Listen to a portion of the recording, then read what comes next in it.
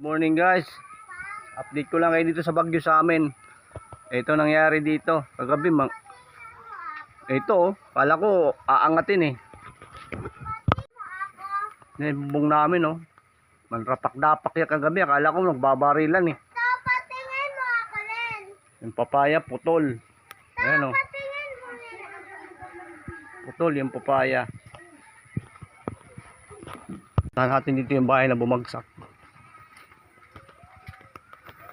Saan kahoy lakas pa rin yung hangin.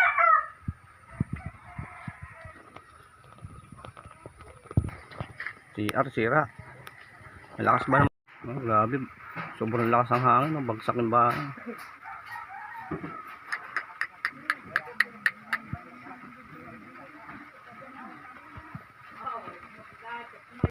Tumban mga saging.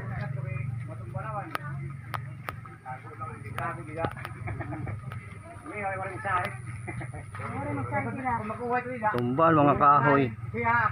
Grabe hangin kagabi mo.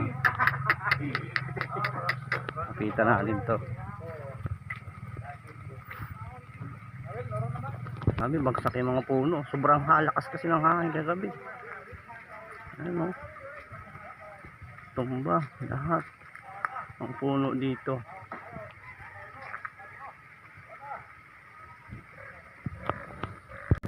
Sabi bagsak. Malmaga na. Oh, buto to malmaga.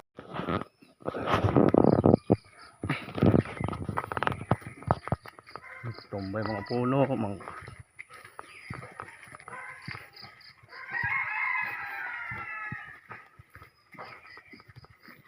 May tayong tinapay.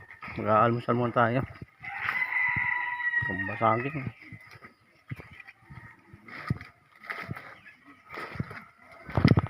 Tubig baha, laking tubig.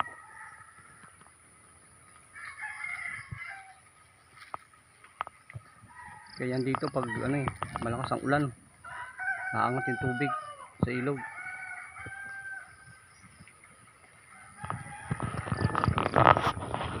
Konti na lang akit na yung tubig lambaytang na lang yan. 1, 2, 3 1, 2, 3, 4, 5, 6, 7, 8, 10 baitang na lang. Sa kabila naabot na yung tubig.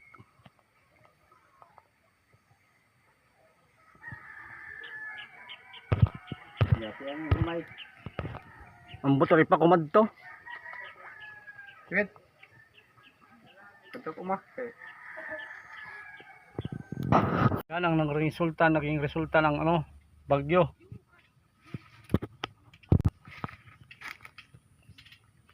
Apa yung palay, buti na lang hindi masyadong sumayad sa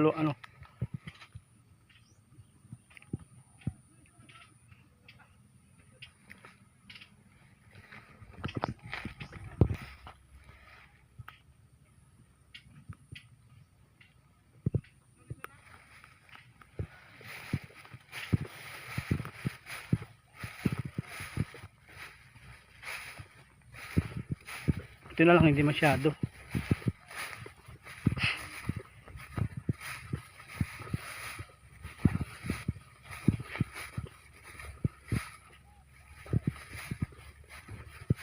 Yan pati doon sa gitna.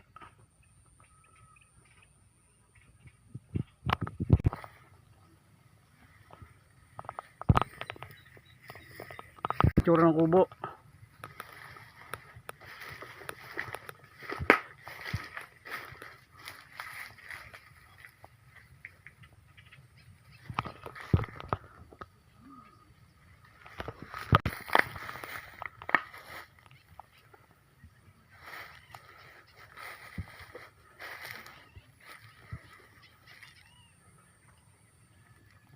Yung mga iba niyan hanggang natumba ng mga mga pahoy.